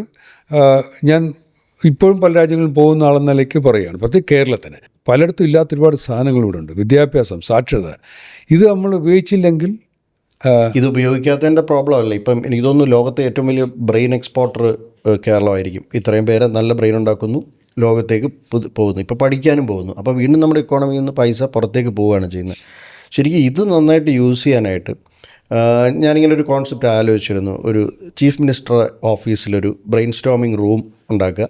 അവിടെ നമ്മുടെ ഐഡിയ ഫ്രം എല്ലാ ഫീൽഡും, അത് എല്ലാ കോളേജിലും ബ്രെയിൻ സ്റ്റോമിങ് വേണം. ബ്രെയിൻ സ്റ്റോമിങ് ഒന്നുമില്ല. ഞാനിപ്പോൾ എൻ്റെ സ്റ്റുഡൻസ് പബ്ലിക് ഹെൽത്ത് പഠിപ്പിക്കും. നമ്മൾ വേറെ വെസ്റ്റേൺ രീതിയിൽ ഒരുപാട് അവലംബിക്കുന്നവരാണ്. ഞാൻ ഡോക്ടർമാരോട് ചോദിച്ചു, നിങ്ങൾ എന്താണ് ഈ കോഴ്സ് ഇഷ്ടമാണെന്ന്? എല്ലാവർക്കും ഇഷ്ടമായി. പുതിയ ബാച്ച് 4 മാസങ്ങൾ. ഞാൻ എന്തുകൊണ്ടാണ് ഇഷ്ടം? ഞാൻ ഞങ്ങളുടെയൊക്കെ പേര് പറയുമോ എന്ന് പറഞ്ഞാൽ നല്ല ടീച്ചിങ് ആണ്. പക്ഷെ അവർ പറഞ്ഞത് ഞങ്ങൾക്ക് അധ്യാപകരോട് മിണ്ടാമെന്നാണ്, നിങ്ങളോട് സംസാരിക്കാം, സംശയം. ഇപ്പോൾ കണ്ടില്ലേ റാഗ്, അധ്യാപകനെ കുട്ടികളെ റാഗ് ചെയ്യുന്നു പ്രൊഫഷണൽ കോഴ്സിൽ. അപ്പോൾ കോളേജിൽ വന്ന് പട്ടാളച്ചില്ല വന്ന് ഭരിക്കുക, ഞങ്ങൾ പറഞ്ഞ കേൾക്കുക, മുഴുപ്പുക. എല്ലായിടവും അങ്ങനെയൊന്നും പറഞ്ഞില്ല. പക്ഷേ ഭൂരിഭാഗം പ്രദേശങ്ങളാണ്. ബ്രെയിൻ സ്റ്റോമിങ് കോളേജുകളിൽ തുടങ്ങണം. ബ്രെയിൻ സ്റ്റോമിങ് സാധനമില്ല ജനറലായിട്ട്. നല്ല ചില കോളേജ്, അതുകൊണ്ടാണ് ആ കോളേജിൽ വ്യത്യസ്തമായിരിക്കുന്നത്. കുറേ മാനേജ്മെൻറ്റ് കോളേജുകളിലൊക്കെ പലയിടത്തും ഉണ്ട്. അതിൻ്റെ അപ്പുറത്തോട്ട് ബ്രെയിൻ സ്റ്റോമിങ് ഇത് വേണ്ടതാണ്. ഞാനിത് കണ്ടിട്ടുണ്ട്. ഈ നമ്മുടെ US ഒരു യൂണിവേഴ്സിറ്റിയിൽ പോയപ്പോഴത്തേക്ക് അവിടെ എന്നോട് പറഞ്ഞ ക്ഷയരോഗത്തിന് പെട്ടെന്ന് കണ്ടുപിടിക്കാവുന്ന ഒരു മാർഗം ഉണ്ടാകണമെങ്കിൽ ഞങ്ങൾ ഡോക്ടർമാരെയൊന്നുമല്ല വിളിക്കുക. ഞങ്ങൾ വിളിക്കുന്നത് നോബൽ വിന്നേഴ്സ്, ചിലപ്പോൾ ചെറുപ്പം പാട്ടുകാരനായിരിക്കും, സിനിമാക്കാരനായിരിക്കും. ഈ ഫീൽഡായിട്ട് ബന്ധമില്ലാത്തൊരുത്തിനോട് ഞങ്ങളിങ്ങനെ പ്രശ്നം ഇടുമ്പോൾ പല ഉപകരണങ്ങളും ഉണ്ടായിട്ടില്ല. അങ്ങനെയാണ് അവന്. എനിക്കിപ്പോൾ ഞാൻ പഠിച്ച സയൻസിലെ ഇപ്പോൾ രാഗം പഠിച്ചാൽ ആ രാഗത്തിലേ പാടാൻ പറ്റുള്ളൂ. ഇതുപോലത്തെ പ്രശ്നമാണ്. മറ്റവൻ ഇതൊന്നും അറിയാത്തതുകൊണ്ട് അവന് ഓടായിട്ടുള്ള ഐഡിയാസ് ചിലപ്പോൾ അതായിരിക്കും വർക്ക് ചെയ്യുന്നത്. അതുകൊണ്ട് ഒരു മേഖലയിൽപ്പെട്ട ഈ CMൻ്റെ ഒരു ഇതാകുമ്പോൾ ഇപ്പോൾ എല്ലാ ഫീൽഡിലുള്ള, ഇപ്പം നമുക്കിപ്പോൾ തന്നെ അറിയാം, ഫൈൻ ആർട്സ് കോളേജിൽ ഒക്കെ ഇപ്പോഴും BFA MFAയും ഒക്കെ കഴിഞ്ഞ പിള്ളേർ എന്ത് ചെയ്യുന്നു എന്ന് ആരെങ്കിലും അന്വേഷിക്കുന്നുണ്ടോ? കാരണം എല്ലാം ഇപ്പം നമുക്ക് മെഷീൻസ് ഉണ്ടാക്കിയിരുന്ന സ്ഥലത്ത് ഇപ്പോഴും അവിടെ കൈ കൊണ്ടുണ്ടാക്കുന്നു, സ്കൾപ്ചേഴ്സ് ഉണ്ടാക്കുന്നു, പെയിൻറ്റിങ് വരുന്നു. ശരി, ഇതൊക്കെ നമുക്ക് മാർക്കറ്റ് ചെയ്യാൻ പറ്റും. അപ്പോൾ ഈ ഒരു സ്ഥലത്ത് ഇപ്പോൾ IT ആയാലും ഇലക്ട്രോണിക്സ് ആണെങ്കിലും ഡോക്ടേഴ്സ് ആണെങ്കിലും AI ആണെങ്കിലും പിന്നെ അഗ്രി ആണെങ്കിലും BT ആണെങ്കിലും ഇനി ആർട്സ്, കൾച്ചർ, ഇങ്ങനെ വരുന്ന എല്ലാവരും ഇവിടെ വരുന്നു. അവരുടെ പ്രോജക്റ്റുകളായിട്ട് വരുന്നു.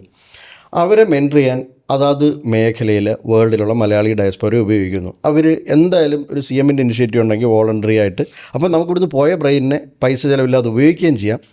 ഇൻവെസ്റ്റേഴ്സ് ഒരുപാട് പേര് ഇൻവെസ്റ്റ് ചെയ്യാൻ റെഡിയായിട്ട് കേരളത്തിൽ വരും. പക്ഷേ നല്ല ഐഡിയാസ് ഉണ്ടെങ്കിൽ ഇൻവെസ്റ്റ് ചെയ്യാൻ അങ്ങനെ ഒരു അറ്റ്മോസ്ഫിയർ കൊണ്ട് ഉണ്ടാക്കിയാൽ മതി. ശരിക്കും ഇങ്ങനെയുള്ള ഇനിഷ്യേറ്റീവ്സ് ചെയ്താൽ ഇവിടെ തന്നെ നമുക്ക് ഈ ഇപ്പം പൈസയില്ല, നമുക്ക് നാളെ കറണ്ടിൻ്റെ ചാർജ് കൂട്ടിക്കളയാം, ഇതുള്ള ബേസിക് ആയിട്ടുള്ള ആർക്കും ചെയ്യാവുന്ന എക്കണോമിക്സിൻ്റെ പുറകെ പോകാതെ ഇങ്ങനെ ഇന്നോവേറ്റീവ് ആയിട്ടുള്ള കാര്യങ്ങൾ ചെയ്യുന്നത് വേണം. നമ്മളത് താമസിച്ചു പോയി. അതെ, മെച്ചപ്പെട്ട സ്ഥലങ്ങൾ ചെയ്യുന്നുണ്ട്. ബ്രെയിൻ സ്റ്റോമിങ്ങും ഉണ്ട്. അത് മൾട്ടി സെക്ടറിലാണ്. ഇപ്പം ഞാൻ ഹെൽത്ത് കമ്മീഷൻ റിപ്പോർട്ട് ഉണ്ടാക്കിയ ആളാണ്. ഇതൊരു കാര്യം ഒരു വിമർശനം മുതൽ മന്ത്രി വായിക്കാതൊരു വിമർശനം പറഞ്ഞത് അവർക്ക് നാണക്കേടായി. അതിൻ്റെ അപ്പുറത്ത് തൊട്ട് എന്ന് പറഞ്ഞാൽ എൻ്റെ കഴിവല്ലത്.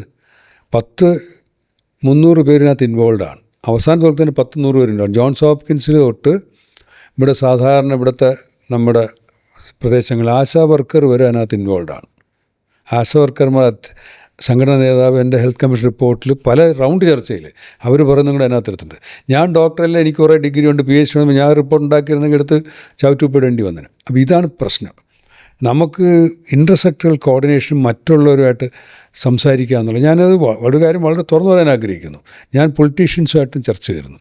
കാരണം അവർക്കറിയുന്ന മേഖല നമുക്കറിയില്ല. ഇത് വർക്ക് ചെയ്യുക എന്നുള്ള അവർക്ക് അറിയാവുള്ളൂ. എനിക്ക് ഏറ്റവും കൂടുതൽ കോൺട്രിബ്യൂട്ട് ഒരു പൊളിറ്റീഷ്യൻ CP ജോണാണ്. എൻ്റെ വീട്ടിൽ വന്നിരുന്ന വരെ ചർച്ചയ്ക്ക് തയ്യാറായി. അപ്പോൾ ഒരു ഡോക്ടറും പറയാത്ത ഒരുപാട് പെർസ്പെക്റ്റീവ്സ് അദ്ദേഹം പറയുന്നുണ്ട്. അപ്പോൾ ഹെൽത്ത് കമ്മീഷൻ റിപ്പോർട്ടിൽ ഡോക്ടറല്ലാത്ത CP ജോണിനെ ഉപയോഗിച്ച് ഇങ്ങനെയാണ് വേണ്ടത്. ഇത് പറഞ്ഞ് ഞാൻ എൻ്റെ ഹെൽത്ത് കമ്മീഷൻ റിപ്പോർട്ടിൽ ഞാൻ ഡോക്ടർ ഇക്ബാലിൻ്റെ സെഷൻസ് എടുത്തിട്ടുണ്ട്. ഞങ്ങൾ രാഷ്ട്രീയമായി 2 ഭാഗത്ത് നിൽക്കുന്ന ആളാണ്. അദ്ദേഹം CPM സ്ഥാനാർത്ഥിയെ തോറ്റ ആളാണ്, ഞാൻ കോൺഗ്രസ് സ്ഥാനാർത്ഥിയെ തോറ്റ ആളാണ്. പൊളിറ്റിക്കലായിട്ട് ഞങ്ങൾക്ക് എതിർപ്പുകളുണ്ട്. പക്ഷേ ഡോക്ടർ ഇക്ബാലിനോട് ചോദിക്കാതെ ഞാൻ ഹെൽത്ത് കമ്മീഷൻ റിപ്പോർട്ടുണ്ടായാൽ അദ്ദേഹത്തിൻ്റെ അനുഭവജ്ഞാനവും പരിചയവും കാഴ്ചപ്പാടുകളും ഇല്ലെങ്കിൽ അതിനകത്ത് കുറവ് വരുമെന്ന് എനിക്കറിയാം. അത് പക്ഷേ ഇത് പാർട്ടികൾക്ക് മനസ്സിലാകുകയില്ല. നമ്മുടെ ഗവൺമെൻറ് നമ്മുടെ ആളുകൾ മാത്രം. അത് തെറ്റാണ്.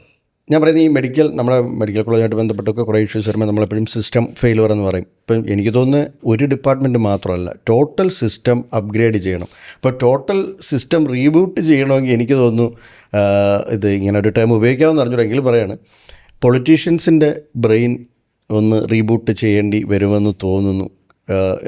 ഏത് പാർട്ടി എന്നുള്ള രീതിയിലല്ല പറഞ്ഞത്. കാരണം നോക്കൂ, നമ്മൾ ഭരിക്കുന്ന ഒരു കൂട്ടം ആൾക്കാർ, വളരെ കൊച്ചു കുട്ടികൾ. ഇപ്പം ഞാൻ എൻ്റെ ഫസ്റ്റ് എപ്പിസോഡിൽ ഒരു AA കിഡ് ഓഫ് ഇന്ത്യ, ഒരു മലയാളി പയ്യനാണ്, കൊച്ചിയിലുള്ളതാണ്, Raul John Aju, AA kid of India എന്നാണ് പയ്യൻ അറിയപ്പെടുന്നത്. ശരിക്കും നമ്മൾ കുട്ടികൾ വരെ അത്ര അഡ്വാൻസ്ഡ് ആയിട്ട് പോകുന്ന ഇവരെ ഉൾപ്പെടെയാണ് നമ്മൾ ഈ ഭരണകർത്താക്കൾ ഭരിക്കുന്നത്. അപ്പോൾ ഇവർ ഇതിനനുസരിച്ച് കാലത്തിനനുസരിച്ച് മാറേണ്ടതുണ്ട്. എന്നാൽ മാത്രമാണല്ലോ ഒരു കാര്യം ഇംപ്ലിമെൻറ്റ് ചെയ്യാൻ പറ്റും. യാതൊരു സംശയമില്ല. അപ്ഡേറ്റഡ് ആകാത്തവർ ഒരുപാട് പേരുണ്ട്. അത് നമ്മുടെ ഒരു ഗ്യാപ്പ് തന്നെയാണ്. അല്ല, അതുകൊണ്ട് നമ്മുടെ ഇക്കോണമി ശരിക്കും ഇത്രയും താഴെ പോയിട്ടും വർഷങ്ങളായിട്ടുള്ള 1-2 കാര്യങ്ങൾ, 1-2 ഇൻഡീസസിൽ നമ്മൾ മുകളിലാണ്. ഇപ്പം ഹെൽത്തും എഡ്യൂക്കേഷനൊക്കെ പറയുന്നത്. ബാക്കി വരുന്ന പ്രധാനപ്പെട്ട സംഭവങ്ങളായിട്ടുള്ള ഇക്കോണമി, അൺഎംപ്ലോയ്മെൻറ്റ്, ഹെൽത്തിൽ തന്നെ നമ്മൾ പലയിടത്തും പ്രശ്നമുണ്ട്.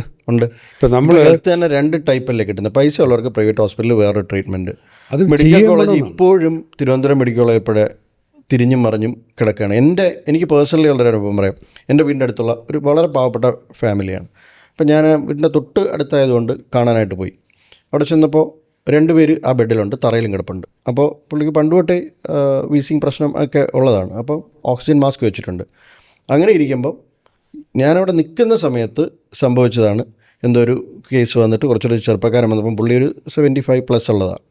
ഇത് ഡിസ്കണക്ട് ചെയ്തുകൊണ്ട് പോയി, ഷോർട്ടേജാന്ന് പറഞ്ഞിട്ട്. അപ്പം തന്നെ പുള്ളി അവിടെ ഭയങ്കരമായിട്ട് ശ്വാസം എടുക്കാൻ ബുദ്ധിമുട്ടുന്നുണ്ട്. നെക്സ്റ്റ് ഡേ പുള്ളി മരിച്ചുപോയി. തൊട്ട് എൻ്റെ ദിവസം നടക്കുകയാണ്. ഇപ്പോൾ താങ്കൾ പറഞ്ഞാൽ ഞാൻ പറഞ്ഞ ഉടനെ താഴെ കമൻറ്റ് വരും, ഇത് കോൺഗ്രസ് ആയതുകൊണ്ട് പറയുകയാണ്. ഇതൊരു യാഥാർത്ഥ്യമാണ്. ഇത് ഞാൻ നേരിട്ട് കണ്ട കാര്യമാണ്. നമ്മളെല്ലാം കാണുന്നതാണ്. ഡോക്ടർമാർ മോശമായതുകൊണ്ടല്ല, നഴ്സുമാർ മോശമായതുകൊണ്ടല്ല, മെഡിക്കൽ സയൻസ് മോശമായതുകൊണ്ടല്ല. ഇപ്പോൾ താങ്കൾ വിചാരിക്കുക, താങ്കളുടെ അച്ഛൻ ഒരു 10-40 കൊല്ലം ഒരു വീട് വെച്ചു, നല്ല വീട്, അവാർഡും കിട്ടി പഞ്ചായത്തിൻ്റെ അല്ലെ കോർപ്പറേഷൻ്റെ. പിന്നെ മക്കൾ കൂടി അവർ കല്യാണം കഴിച്ച് മരുമക്കളായി, ചെറുമക്കളായി. അച്ഛൻ വീട്ടിൽ സ്ഥലം കുറവാണ്, മുറി കുറവാണ്, ടോയ്ലറ്റിലാന്ന് പറയുമ്പോൾ, 40 കൊല്ലം ഞാൻ അവാർഡ് വാങ്ങിച്ച വീടാണ്, വേറെ കഴിഞ്ഞു എന്ന് പറഞ്ഞ് ഇതാണ് യാഥാർത്ഥ്യം. അതെ. 1951 ഉണ്ടാക്കിയ തിരുവനന്തപുരം മെഡിക്കൽ കോളേജ് 50കളിൽ അത് മതിയായിരുന്നു. രോഗികളുടെ എണ്ണം കൂടി, മനുഷ്യർ കൂടുതൽ വർഷം ജീവിച്ചിരിക്കുകയാണ്, പുതിയ രോഗാണുബാധകൾ ഉണ്ടാകുന്നു. ജീവിച്ചിരിക്കുന്നതുകൊണ്ടുണ്ട്, അസുഖങ്ങളുണ്ട്. 30 വയസ്സിൽ മനുഷ്യൻ മരിച്ചു പോയി കഴിഞ്ഞാൽ ക്യാൻസർ വരില്ലല്ലോ ശരാശരി. അതെ. 60-70 വരുമ്പോഴത്തേക്ക് ക്യാൻസർ ജീവിച്ചിരിക്കുന്നതുകൊണ്ടാണ് ക്യാൻസർ വരുന്നത്. ചിരിക്കുന്നതുകൊണ്ടാണ് രക്തസമ്മർദ്ദം വരുന്നത്, ജീവിച്ചിരിക്കുന്നതുകൊണ്ടാണ് പ്രമേഹവും വരുന്നത്. കുട്ടികൾക്ക് അപൂർവമായി ഒരു 50 years കഴിഞ്ഞല്ലേ കുട്ടികൾ അപൂർവമായിട്ട് പ്രമേഹരോഗം കുട്ടികൾ വരുമെങ്കിലും പ്രമേഹരോഗം സാറിന് വരുന്നൊരു പ്രായം കഴിയുമ്പോഴാണ്. അപ്പോൾ മനുഷ്യൻ ജീവിച്ചിരിക്കുമ്പോൾ അസുഖങ്ങളുണ്ടാവും. അത് ചികിത്സിക്കാൻ അപ്പോൾ എനിക്ക് അവാർഡ് കിട്ടിയ സംസ്ഥാനമാണ് എനിക്ക് കൂടുതൽ വേണ്ടെന്ന് പറഞ്ഞാൽ പറ്റിപ്പോവും. അവിടെയാണ് പ്രശ്നം വരുന്നത്. നമുക്ക് എന്താണ് എവിടെയാണ് നമ്മൾ മുന്നിൽ? ദീർഘായുസ് മന്ത്രി എല്ലാവരെയും ഡെയിലി ആയുസ് കൂട്ടി കൊടുക്കുന്നതാണ്. മനുഷ്യർക്ക് നല്ല ഭക്ഷണം കിട്ടുന്നു, നല്ല പാർപ്പിടമുണ്ട്, ഇതെല്ലാം വരുമ്പോൾ മരുന്നുകളുണ്ട്, ആൻറ്റിബയോട്ടിക്കുണ്ട്, കുറച്ചൊരു അവെയറാണ്, ആരോഗ്യ അവബോധമുണ്ട്, മനുഷ്യൻ കൂടുതൽ ആൾ ജീവിച്ചിരിക്കും. അത് ഈ പറഞ്ഞ നദികൾ ഉൾപ്പെടെ ഇതാണ്. രാജസ്ഥാനിൽ എൻ്റെ കൂടെ ജോലി ചെയ്യുന്ന WHO കൂടത്തെ അന്ന് പണ്ട് രാജസ്ഥാൻകാരൻ, അയാൾ എന്തൊരു പൈപ്പ് തുറന്നപ്പോൾ അയാൾ പോയി അടച്ചു, ആരും ശ്രദ്ധിച്ചില്ലായിരുന്നു. അപ്പോൾ അയാൾ പറഞ്ഞത് എൻ്റെ അമ്മ ഒരു വഴിക്ക് 20 കിലോമീറ്ററാണ് ഇപ്പോഴും നടക്കുന്നത് വെള്ളം കൊണ്ടുവരാൻ, കുടിവെള്ളം കൊണ്ടുവരാൻ. അപ്പോൾ നമുക്കിവിടെ ഉണ്ട്. അപ്പോൾ നമുക്ക് ഒരുപാട് കാര്യങ്ങളുണ്ട്. അപ്പോൾ അത് രാജസ്ഥാനേക്കാൾ നമ്മൾ നല്ല സംസ്ഥാനം എന്ന് പറഞ്ഞിട്ട് കാര്യമില്ല, അവന് വെള്ളം ഇല്ലാത്തതുകൊണ്ടുള്ള പ്രശ്നമാണ്. അപ്പോൾ നമുക്കുള്ളത് ഉപയോഗപ്പെടുത്തുകയും വേണം. ഒരുപാട് പ്രകൃതി തന്ന കാര്യങ്ങളുണ്ട്, മറ്റ് അറിവുണ്ട്, സ്ത്രീകളുടെ സാക്ഷരത. സ്ത്രീ സാക്ഷരത എവിടെ കൂടുതലാണോ അവിടെ ആരോഗ്യം മെച്ചപ്പെട്ടിരിക്കും. നമ്മുടെ അമ്മയൊക്കെ കുട്ടിക്കാലത്ത് ബിസ്ക്കറ്റ് താഴെ നിന്ന് വീണ് കഴിഞ്ഞാൽ ആ കഷ്ണപ്പം കളയുകയാണ്. ഞാൻ 7 വർഷം മുമ്പ് കണ്ടു ഇവിടെ ബോംബെയിൽ സ്ലംസിൽ, വീടെന്ന് പറയാനില്ലല്ലോ, അവിടെ നിന്ന് പുറത്തോട്ടിറങ്ങുന്ന അഴുക്കിയാലിലേക്ക് മല ഒഴുകുകയാണ്, കുട്ടി അതിൽ നിന്നാണ് കളിക്കുന്നത്. അവൻ്റെ ഭക്ഷണം വീണിട്ട് അതിൽ നിന്ന് അവൻ തിരിച്ചെടുക്കുകയാണ്. അപ്പം നമുക്കൊരുപാട് സൗകര്യങ്ങളുണ്ട്. അപ്പോൾ അത് നമ്മൾ മറന്നിട്ടാണ് പലപ്പോഴും സംസാരിക്കുന്നത്. സൗകര്യങ്ങൾ നമ്മൾ വേണ്ട രീതിയിൽ ഉപയോഗിക്കുന്നില്ല. ഇപ്പോൾ ആരോഗ്യത്തിൻ്റെ ഭാഗം അതാണ് ഞാൻ പറഞ്ഞത്. നമുക്ക് താങ്ങാവുന്ന അതിലേക്ക് അപ്പുറത്തേക്ക് പ്രശ്നങ്ങൾ വന്നു. ആൾ ജീവിച്ചിരിക്കുന്നതിന് അസുഖം വരുന്നുണ്ട്. പക്ഷേ നമ്മൾ പഴയ അവാർഡിലേക്കാണ്. പിന്നെ ആയുർദൈർഘ്യം കൂടാതെ ശിശുമരണ നിരക്കും മാതൃമരണ നിരക്കുമാണ്. ഈ ശിശുക്കളും മാതാക്കളും മരിക്കാത്തതിന് അവയർനെസ് ഒക്കെ ഉണ്ട്. നമുക്ക് കൂടുതൽ ഇൻസ്റ്റിറ്റ്യൂഷണൽ ഡെലിവറിയാണ്, വീട്ടിൽ പ്രസവം തീരെയില്ല. പക്ഷേ ഇത് ഏതാ ഇൻസ്റ്റിറ്റ്യൂഷൻ? 70% പേരും പ്രസവിക്കുന്നത് പ്രൈവറ്റ് ആശ്രയില്ല. അപ്പോൾ ഗവൺമെൻറ് ക്രെഡിറ്റ് എടുത്തോട്ടെ. പ്രശ്നം വന്നാൽ പറയും അതൊക്കെ പ്രൈവറ്റിലെ പ്രശ്നമാണ്. ശിശുമരണ നിരക്കും മാതൃമരണ നിരക്കും കുറഞ്ഞിരിക്കുന്നത് പ്രൈവറ്റ് ആശ്രയങ്ങൾ ഉള്ളതുകൊണ്ടാണ്.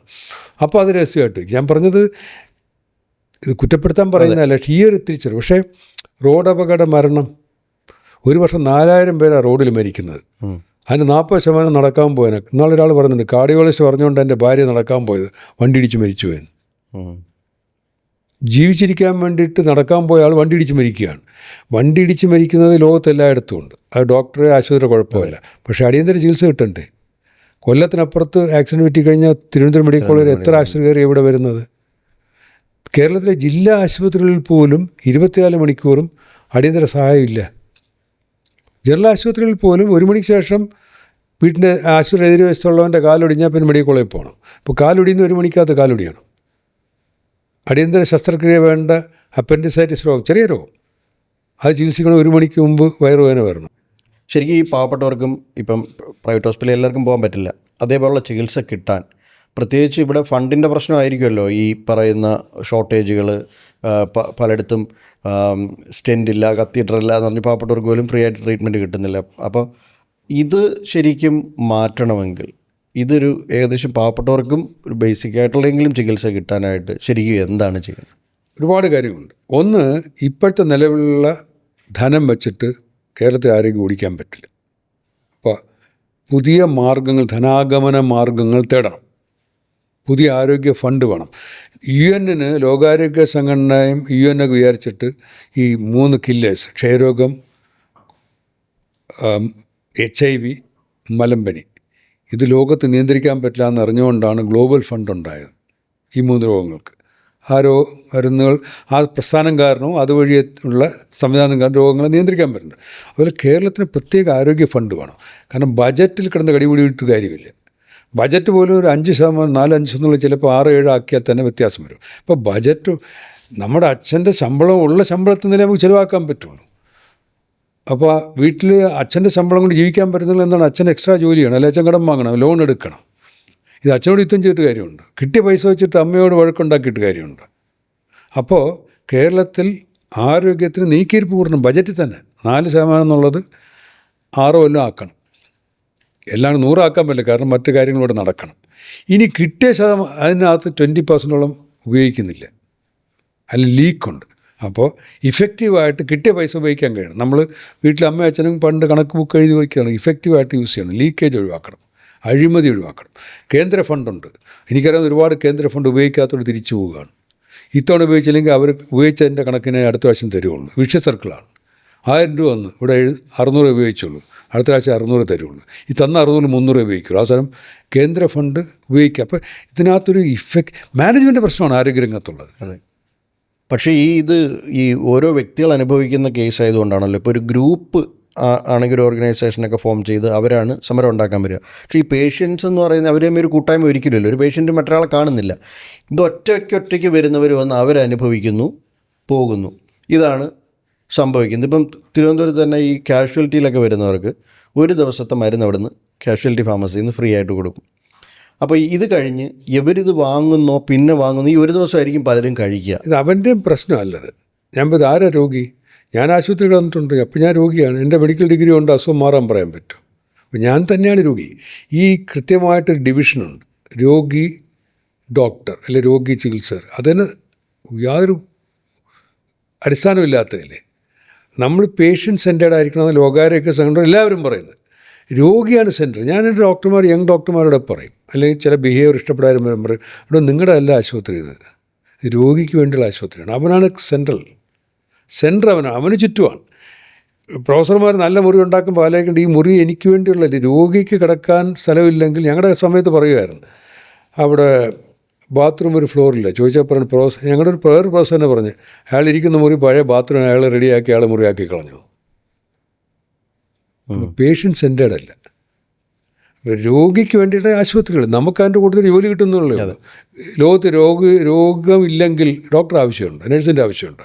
പക്ഷേ ഈ മൈൻഡ് സെറ്റ് മാറിയിട്ടില്ല. മന്ത്രി വിചാരിക്കുന്നത് എൻ്റെ വകുപ്പ് എനിക്കെല്ലാവരും ട്രാൻസ്ഫർ ചെയ്യണം, ഇതിനുള്ളതാണ് ഈ വകുപ്പ്. ഞാൻ നേരത്തെ പറഞ്ഞു വന്നത്. അപ്പോൾ ഈ സ്വകാര്യ മേഖല യാഥാർത്ഥ്യമാണ്. അതുകൊണ്ടാണ് മുഖ്യമന്ത്രിയും പ്രതിപക്ഷ നേതാവൊക്കെ അവിടെ പോകുന്നത്. അത് തുടച്ചു നീക്കാൻ പറ്റില്ല. ഗവൺമെൻറ്റിന് മാത്രം എല്ലാം പരിഹരിക്കാനും പറ്റില്ല, സ്വകാര്യ മേഖല ആവശ്യവുമാണ്. അതുകൊണ്ടാണ് KSRTC പറ്റാത്തതുകൊണ്ട് ഓട്ടോറിക്ഷ ടാക്സിയും പ്രൈവറ്റ് ബസ്സും. പക്ഷെ ഇതിനെ ജനങ്ങൾക്ക് ഉപയോഗപ്പെടുത്തുന്ന രീതിയിൽ സങ്കലനം ചെയ്ത് ഒരുമിച്ച് ഉപയോഗിക്കുക എന്നുള്ളതാണ് ഗവൺമെൻറ് ഉത്തരവാദിത്വം. അപ്പോൾ പ്രധാനമായിട്ട് മറ്റു സോഴ്സുകളിൽ നിന്ന് ഫണ്ട് ഉണ്ടാക്കുക എന്നുള്ളതാണ് ആദ്യത്തെ ഫണ്ട് ഉണ്ടാകണം. ഫണ്ട് ലീക്ക് ഉണ്ടാകരുത്. പുതിയ ഫണ്ടുകൾ കണ്ടെത്തണം. പുതിയ ധനാഗമന മാർഗങ്ങൾ ആലോചിക്കണം. ഇവിടെ പറ്റുന്ന ആശുപത്രി വേണ്ടി പിരിച്ച് അതും കൂടെ ട്രഷറി പോകും. ശമ്പളം ഈ ഹോസ്പിറ്റലുകളിൽ നിന്ന് ശരിക്കും ഇപ്പം പല ഉപകരണങ്ങളില്ല, അല്ലെങ്കിൽ സർജിക്കൽ ഐറ്റംസ് ഇല്ല, മെഡിസിൻസിൻ്റെ ഷോർട്ടേജ് ഉണ്ട്, അല്ലെങ്കിൽ എന്തെങ്കിലും മെയിൻ്റനൻസ് ഒന്നും ചെയ്യുന്നില്ല. ഇപ്പം ഈവൻ സ്കാനിങ് മെഷീനൊക്കെ വർഷങ്ങളോളം കേടായി കിടക്കുന്നതൊക്കെ പറയുന്നു. ശരിക്കും ഇതിൻ്റെ ഒരു കോർഡിനേഷൻ ഗവൺമെൻറ്റിലേക്ക് ഇതൊക്കെ പ്രോപ്പറായിട്ട് ഉണ്ടോ? അതോ ഇനി അവർ പറഞ്ഞാലും ഗവൺമെൻറ് ഫണ്ട് അനുവദിക്കാത്തോ? എന്താണ് ശരിക്കും പറ്റുന്നത്? ഫണ്ട് ബജറ്റേ കുറവാണ്. അപ്പോൾ പുതിയ പണമില്ലാതെ കാര്യങ്ങളൊന്നും പരിഹരിക്കാൻ പറ്റില്ല. ഒരു എന്താണ് മാജിക് കൊണ്ട് പരിഹരിക്കാൻ പറ്റില്ല. രണ്ടാമത് ഇതിനകത്ത് ലീക്കേജും ആൻസറബിൾ അക്കൗണ്ടബിൾ അല്ല. നമ്മൾ പുതിയ മെഷീൻസ് വാങ്ങിച്ചിട്ട് സ്കാൻ മെഷീൻ ഉൾപ്പെടെ കേടായി കിടക്കുന്നത്, അങ്ങനത്തെ പ്രശ്നങ്ങളൊക്കെ ഒരുപാടുണ്ട്. അപ്പോൾ അത് കൃത്യമായതിന് പിന്നെ ഡോക്ടേഴ്സ് ഈ അഡ്മിനിസ്ട്രേറ്റീവ് സ്കില്ലില്ലാത്തതിൻ്റെ പ്രശ്നം പ്രശ്നമുണ്ട്. സൂപ്രണ്ട് എന്ന് പറയുന്നത് ഡോക്ടറാണ്. അവർക്കൊരു മാനേജറൽ എഫിഷ്യൻസിയുടെ പ്രശ്നം അങ്ങനെ ഉണ്ടോ? ഉണ്ട്, തീർച്ചയായിട്ടും. ഇപ്പോൾ എല്ലാം കൂടെ തികഞ്ഞ ഡോക്ടറൊക്കെ ഉണ്ട്. അവിടെ നിന്ന് നല്ല ന്യൂറോ സർജൻ സൂപ്രണ്ടായിട്ട് ചോദിക്കുമ്പോഴും ന്യൂറോ സർജറി തിയേറ്ററിനകത്തേക്ക് പോയി അയാൾക്ക് സൂപ്രണ്ട് പണി ചെയ്യാൻ പറ്റില്ല. ഡോക്ടറെ വെച്ചോട്ട് സൂപ്രണ്ട്, പക്ഷേ അയാൾ പിന്നെ ചികിത്സിക്കരുത്. അതിൽ ചികിത്സയിൽ ഇടപെടാത്ത MBBSും മാസ്റ്റർ പബ്ലിക് ഹെൽത്തോ MBA ഡോക്ടർമാരുണ്ട്, അവരെ വയ്ക്കും സൂപ്രണ്ടായിട്ട്.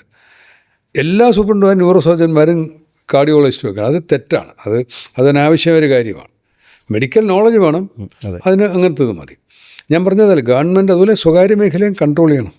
ഇപ്പോൾ ഓട്ടോറിക്ഷയുടെ ചാർജ് നിയന്ത്രിക്കുന്ന ആരാണ്?